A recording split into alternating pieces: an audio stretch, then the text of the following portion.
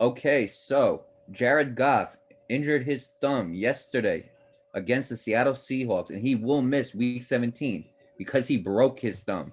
Okay, now he broke his thumb in the 20-9 loss to Seattle.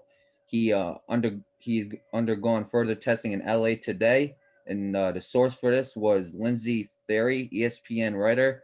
And the recent information I got, which was him breaking his thumb and him being out for Week 17, was Grant Gordon, NFL.com digital content editor, and Ian Rappaport, NFL Network reporter. So Nate, you go first. What do you think about Jared Goff being injured and not being able to play Week 17?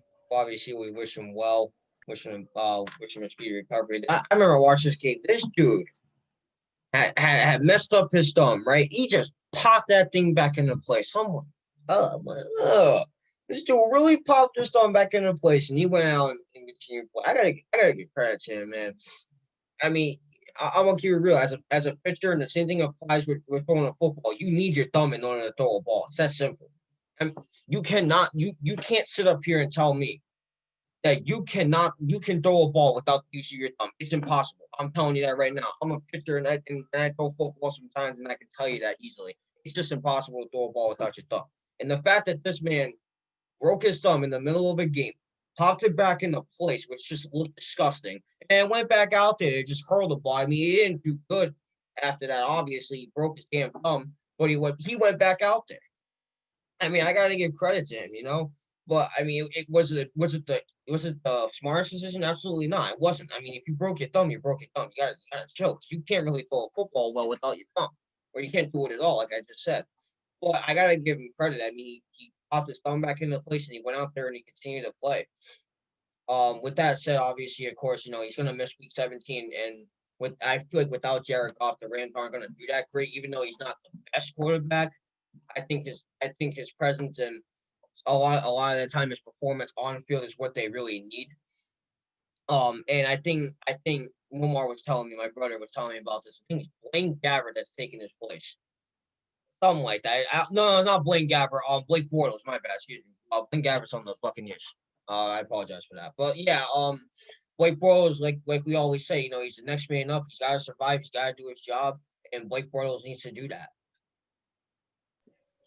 Absolutely. And you know what? We got to give credit to Jared Goff. Jared Goff is a very tough quarterback. Okay. I mean, obviously, a lot of guys like to make fun of him because, he didn't win a Super Bowl. And then after that, he really wasn't the same quarterback. And they can say everything they want. Okay. But you tell me how many people that break their thumb as a quarterback, right? Pop it back in the socket and go play. Like, usually when people break their thumb, they end up going to the locker room. Most players end up going to the locker room. Okay, they end up going to the locker room and they end up getting checked out. Jared Goff said, "You know what? I got a game to complete, popping it back into place. I'm not letting the medical assistants do it. I will do it my damn self. Pop it back into place." And he went back on that field and played the rest of the game. Did he win? No, he lost. But guess what? He did. But guess what? This proved that Jared Goff is tougher than we thought. And I mean, Absolutely. it sucks that he's gonna miss week 17 because the Rams they're obviously they might go to the playoffs. I want to say most likely they will go to the playoffs. But obviously you want to put your team in the best situation as possible, and I do think that Jared Goff being quarterback really does help that team. But he's not gonna be there week 17, which is unfortunate for them. And I mean, I do wish Blake Bortles the best of luck in helping the Rams, put their team in the best situation as possible. But I mean, and they are hoping that he could play in the playoffs.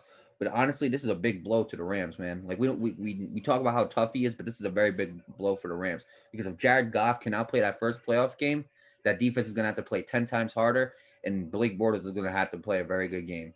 And you know what? Here's the thing: saying Blake Bortles playing a good game, it's not really an understatement because if you remember, 3 years ago, he did him and the Jaguars did go to the AFC Championship. Right. So I mean, Blake Bortles again, just like Marcus Mariota when Derek Carr got hurt, it's not an understatement to say that he could play good. You know what I'm saying? I mean, obviously he hasn't been a starter in a long time, but now Blake Bortles is going to get his chance week 17 against the Arizona Cardinals, which is a very tough team.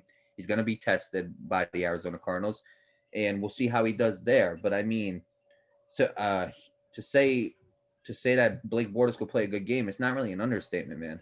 I'm being real. Absolutely agree. Being honest, and I'm being real. And obviously you wish Jared Goff was the quarterback, and maybe he still might be for the playoffs. But I think it's very safe that the Rams, sit down Jared Goff as they should, because I can't picture a head coach starting their quarterback with a broken thumb. I can't picture it. But you know what? Credit to Jared Goff for being tough. Good luck to Blake Bortles on the season finale game against the Arizona Cardinals, and we'll see what happens.